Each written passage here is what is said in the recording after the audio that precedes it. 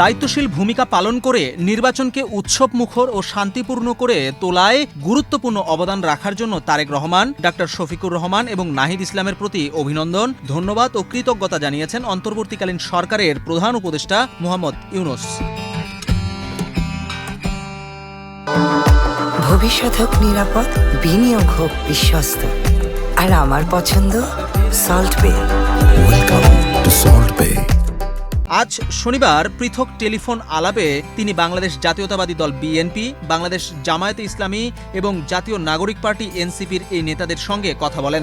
আলাপকালে প্রধান উপদেষ্টা বলেন, রাজনৈতিক দলগুলোর পরিমিতি, সংযম ও দায়িত্বশীল আচরণের ফলে নির্বাচন ঘিরে সারা দেশে একটি উৎসবমুখর ও শান্তিপূর্ণ পরিবেশ বজায় রাখা সম্ভব হয়েছে। প্রথমে প্রধান উপদেষ্টা তারেক রহমানের সঙ্গে আলাপ করেন এবং তার দলের বিপুল সংখ্যাগরিষ্ঠতা নিয়ে বিজয়ের জন্য অভিনন্দন জানান। পরে শফিকুর রহমান ও নাহিদ ইসলামকে সাফল্যের জন্য এবং নির্বাচন পরবর্তী দায়িত্বশীল ভূমিকা পালনের জন্য প্রধান উপদেষ্টা ধন্যবাদ জানান। তিনি আশা প্রকাশ করে বলেন, গণতান্ত্রিক ধারা অব্যাহত রাখতে ভবিষ্যতেও রাজনৈতিক দলগুলো একইভাবে সহযোগিতাপূর্ণ ও ইতিবাচক ভূমিকা পালন করবে। দেশের জনগণের প্রত্যাশা পূরণে সকলকে ঐক্যবদ্ধভাবে কাজ করার আহ্বান জানান তিনি।